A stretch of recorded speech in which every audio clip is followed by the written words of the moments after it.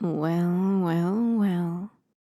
Look what brave little mouse has come crawling into my den. An impressive feat, I must say, at least for a mortal.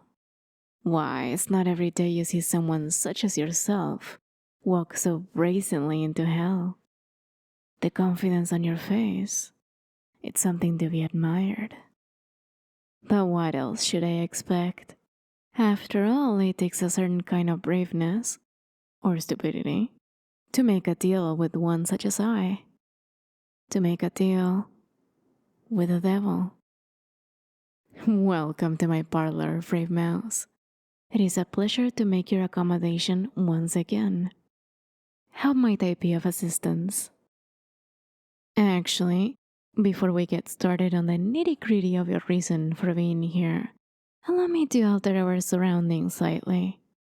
Make them a bit more relaxed, comfortable even. It's ever so important to me that my clients enjoy the time they spend here, and you're no different. Even though I doubt what we'll be discussing will be particularly pleasant. There, gone is my office, replaced instead by a banquet of tasty food and delightful beverages. Indulge yourself, because depending on what you say to me, little mouse, it might be the last feast you enjoy in a very, very long time. While you do that, I just need to attend to something. Sheila, could you please rearrange my schedule for the next few hours? I expect I'm going to be a little busy. Oh, my warlock is already waiting in the lobby. Well, tell him he'll have to come back later. After all, I could take away the powers I grant him with a flick of my finger. And I sincerely doubt he'll want that. Would he? No. No, he wouldn't. Thank you. 1,000 pardons for that, my friend. I'm ever so busy. Being a devil is a rigorous job, even on the quiet days. So many people, both mortals and immortals alike, want something from you. It's positively infuriating sometimes. People pestering me, asking for things, trying to strike a deal or escape it. It never actually happens. My contracts are ironclad, escape proof. There is not a single loophole in their terms, I promise you. But still they try, the fools. They always think they can outwit me, when they most decidedly cannot. But enough ranting and moaning from me. That's not what you're here for. You're here on business, my friend, with purpose. Whatever for. You wish to escape your contract, of course. Of course. Why else would you be here? I suppose there was always a chance that you'd want to create another one. But there isn't particularly much else you can offer me, is there? I mean, I already have dominion over your soul, and there isn't much else about you that intrigues me. Your talents, your skills, all irrelevant to one such as I. All that mattered was what makes you, you. And I already have that, don't I? Forgive me, I signed so many contracts lately, I've actually forgotten.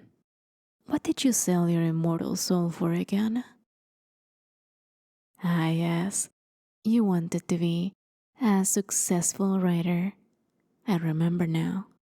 Watching you day in, day out at that computer, tip tap tapping away at that keyboard, spurting out words, crafting sentences, and forming stories all in the hope that you might one day make it big, that you might one day have people acknowledge your talent, that you might one day get published. And have you not?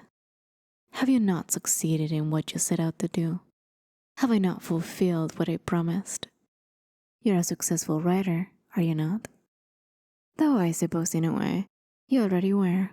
For anyone who enjoys what it is they're doing, it's a success in one form or another. Sure, you could have waited. You could have faded your time like everyone else. Just played the game and mastered your talent in the hope someone might notice. But you didn't. You came to me and took a shortcut, and now you're trying to escape the consequences of it. But really, you should have been more specific about what kind of a successful writer you really wanted to be. Or perhaps you should have read your contract a bit more closely before you signed that dotted line. You could have mentioned that you focus on novels, or that you have a dynamite spec script for a screenplay. Perhaps you try your hand at erotica, or dabble in science fiction. But no, you kept it vague, like all of my collected souls do. You didn't think you're working through, and because of that, you left my options wonderfully open. Something I can thank you for enough. I mean, so what if your successful writing field isn't exactly what you intended when you made the deal? It's still a successful career, is it not? Remind me, what was... Ah, yes. ASMR scripts. I see you have quite a lot of feels. More than a few upvotes on those two. I'd be jealous if I cared about that sort of thing. You have hundreds of very talented voice actors filling each one of your stories and waiting for more. So what seems to be the problem? Is it the medium or the lack of fame? Because really, my friend, if fame is all you care about rather than the joy of writing itself, perhaps that was your problem to begin with. You took your love and your art for granted, wishing instead to make a profit, when really you should have appreciated what you had and viewed any fame you got from it as a side bonus. But that's just my 2 cents.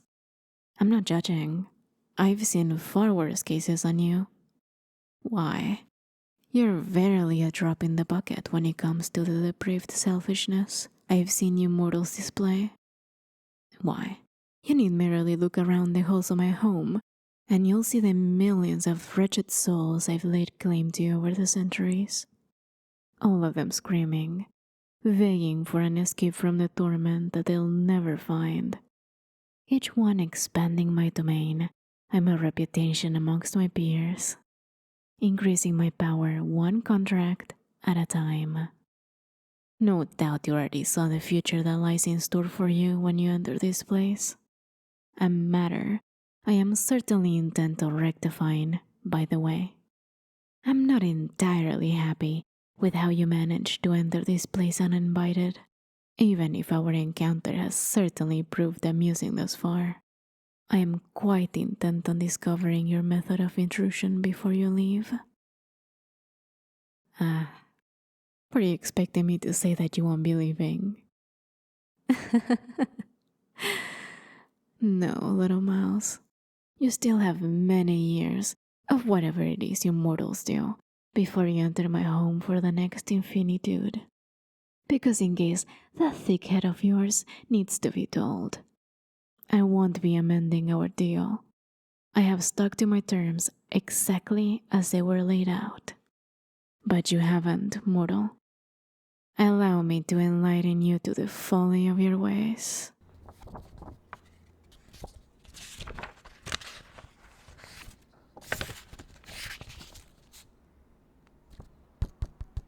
Clause F, Section 6, Paragraph 6. Client will not enter the home of the contractor unless otherwise invited. Doing so will result in one of several punishments listed below. Those punishments. Let's look at them, shall we? Permanent blindness, loss of limbs, deafness, muteness, incognito. That's a fun one. Or something ironic. Yes, I almost always choose the ironic option. It always works so wonderfully and never fails to put a smile on my face. So, you may return to your realm, mortal. I'm gonna be tired of looking at you, listening to your entitled problems, so I wouldn't have it any other way, really. Yes, return to your realm, to your friends and family, your pathetic little life. And when you try to put pen to paper, you'll find it a mite more difficult than you did before. The ideas, the stories, the words, they'll still come to you, but you won't know what to do with them. You won't know how to lay them out. They'll never quite feel right. And while your career will still flourish, you'll never be able to enjoy the art you took so decidedly for granted. So, I hope coming here and trying to whistle your way out of the consequences was worth it, little mouse. I hope the next few decades of creative bankruptcy were what you desired, because that's what you got out of this little visit to my friend. That's what you get when you deal with the devil.